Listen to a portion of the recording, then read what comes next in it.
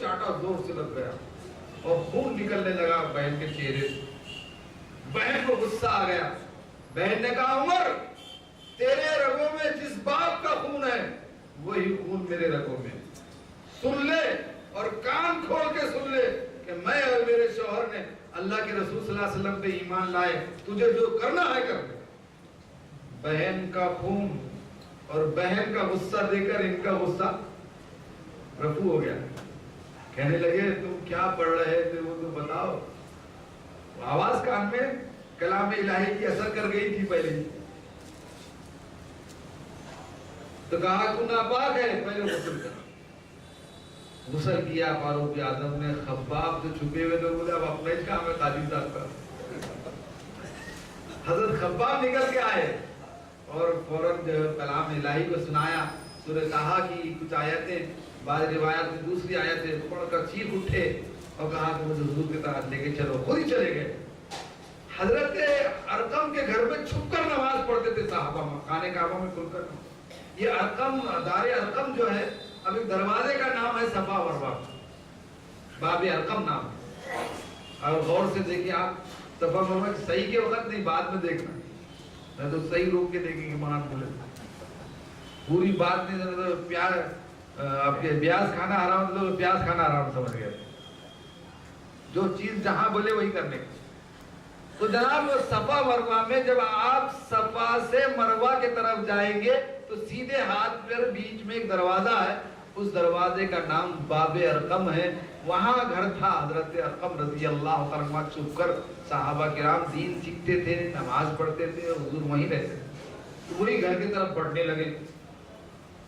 دیکھا کہ روشن دان میں سے عمر تلوار لے کر آ رہے ہیں تو صحابہ گھبرائے. حضرت حمزہ اور حضور باہر نکلے. کہا کہ گھبراؤ نہیں, اگر اچھے ارادے سے آتے ہیں تو ہم ان کا استقبال کریں گے. حضرت حمزہ نے فرمایا ورنہ ان کی تلوار لے کر ان کا ہی کام تمام کر دوں گا. وہ بھی پہلوان تھے, بہادر تھے, سید الشہداء ہے امت کے. جب قریب آئے تو حضور سب سے آگے گئے ان کی اور ان کے سینے پر ہاتھ مارا.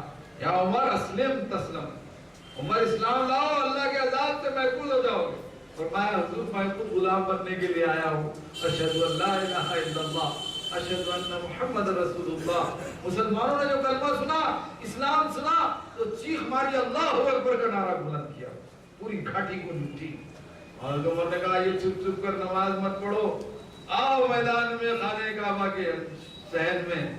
اور کفار سے کہا جو اپنی بیوی کو بیوہ کرنا چاہتا ہے اور اپنے بچوں کو یتیم کرنا چاہتا ہے وہ ہم کو نماز سے روک کر رہا. اب کس کی ہمت. تو یہ مراد بن کر آئے تھے کس کی, حضور اکرم صلی اللہ علیہ وسلم کی. وہ مرید بن کر آئے تھے, یہ مراد بن کر آئے تھے. ان کو دیکھ کر شیطان بھی بھاگ جاتا. جس گلی سے راستے سے حضرت عمر گزرتے شیطان بھاگ جاتا. 19 مقامات قرآن کریم میں ایسے ہیں جو فاروق اعظم کی رائے کے مطابق قرآن کریم میں آیات نازل. اور بھی بہت سے واقعات ہیں ان آیات کی. میں اگر چاہے نزول بیان کروں تو اس میں ہی وصل ہو جائیں گے. اپنے کو تو مدینے میں ابھی بہت سی چیزیں دیکھنا ہے, کرنا ہے. تو آپ سلام پڑھیے یہاں پر, السلام علیکہ یا عمر بن الخطاب رضی اللہ تعالی, السلام علیکہ یا خلیفۃ الثانی لرسول اللہ صلی اللہ علیہ وسلم, السلام علیکہ یا ابا حفصۃ رضی اللہ تعالی, السلام علیکہ یا من فیہ قال رسول اللہ صلی اللہ علیہ وسلم لو کان من بعد نبی لکان عمر. اس کے بعد دونوں کو مشترک سلام کرو, دونوں کے بیچ میں کھڑے ہو جاؤ اور ادھر طرف. اگر وقت ہے تو, اگر نہیں لوگ زیادہ ہجوم کر رہے تو پھر نکل جاؤ اور لے دو. یہ دونوں کو ایک ساتھ سلام پڑھنے کا بھی ذکر ہے کتابوں میں. السلام علیکما یا وزیر رسول اللہ, السلام علیکما یا خلیفہ رسول اللہ, اے اللہ کے رسول کے خلیفہ دونوں ہم سلام مشترک پیش کرتے ہیں. اے وزیرو, اللہ کے رسول کے ہم سلام پیش کرتے ہیں. پھر قبلہ رو ہو جائے اور دعا کرے اپنے لیے, ساری انسانیت کے لیے, اپنے گھر والوں کے لیے, مسلمانوں کے لیے, بستی والوں کے لیے. وہاں وہ دعا کرے, دعا قبول ہوتی ہے. ابھی تو آپ نے سلام پیش کرنا کیسا ہے چاہیے, یہ طریقہ ہے. تو سلام ہر نماز کے بعد پیش کرے مرد حضرات. ہماری بہنوں کے لیے 2 وقت مقرر کیا ہوں، ایک فجر کے بعد، دوسرے ظہر کے بعد۔ 84 تک تو عورتیں اور مرد سامنے سے جالی پر سے نماز اور سلام پیش کرتے ہیں، لیکن 85 سے انہوں نے کیا کیا، عورتوں کو پچھلا حصہ دیا ہے کہ وہ پچھلے حصے سے اور 35 سے وہاں ایسی پردے کی آڑ لگا دیتے ہیں، تختیاں لوہے کی لگا رکھ دیتے ہیں، پیتل کی، اور ادھر سے پردہ ہو جاتا ہے، اور عورتیں اصحاب صفہ کے چبوترے کی طرف سے آ کر 35 سے سلام پڑھتی ہے، یا فاطمہ رضی اللہ عنہ حجرے کے پاس سے، یا ریاض الجنہ کے پاس سے، تینوں طرف سے وہ سلام پیش کر سکتی ہیں۔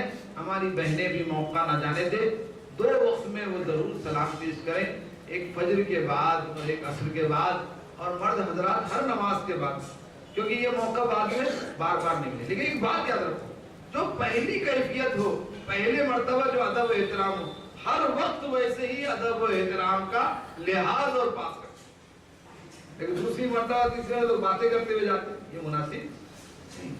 جو کیفیت، جو آداب آپ نے پہلے سلام پر ملحوظ رکھے تھے، ہر وقت وہ سلام پیش کرنے کا آپ لحاظ و پاس رکھیں۔ اب اذان ہونے والی ہے، اس جماعت کتنے بجے ہے؟ 2:45۔ تو آپ کیا کریں گے، ہر نماز کے بعد سلام پیش کریں۔ ایک بار اچھا لوگ بڑے بہکا دیتے ہیں سلام، ایک مرتبہ ہمارے ساتھ یہ پیش کا ہوا نا، خوش ہونے تک زیادہ اپنی ہوشیاری اپنی سمجھے نا تو اللہ میں کٹ کر دیتے، آدمی کچھ نہیں کر سکتے، کئی دن تک 2-4 دن۔ ہر نماز کے بعد سلام پڑھنے کا موقع آیا۔ اب جناب ایک کیا اثر کے بعد ساتھیوں نے کہا چائے پیئیں گے، بولے مولانا بعد میں آ کے سلام۔ اور اتنا بڑا صحن ہو گیا، پہلے ہم نے سمجھے چھوٹا ہے پہلے جیسا، جب دوسری مرتبہ گئے تو وہ صحن اتنا بڑا ہو گیا کہ جانے کو آنے تک مغرب ہو گئی ہمارے، اور سب صفے بڑھ گئے۔ اب ہمارے غصے کی انتہا نہیں ہوئی، یار تم نے ہمارا ایک چائے کے راستے سلام نے وقت خراب کر دیا ایسا، اور اس کا بڑا افسوس تھا، ایسا دل چاہا تھا کہ رو دے کہ کتنے بڑا نقصان ہو گیا، آج سلام پہ موقع نہیں ملا، حالانکہ 2-2.5 گھنٹے ملتے ہیں، اور اس سے دکانوں کی طرف چلے گئے، کھجوروں کی طرف چلے گئے، بس ایک مرتبہ نکالا مسجد سے شیطان نے تو وہاں بھی گھما دیتا۔ یہ تجربہ بولو آپ بچو، من نہ گردم شما حضر بکنیت، یعنی ہم سے غلطی ہوئی آپ مت کرو۔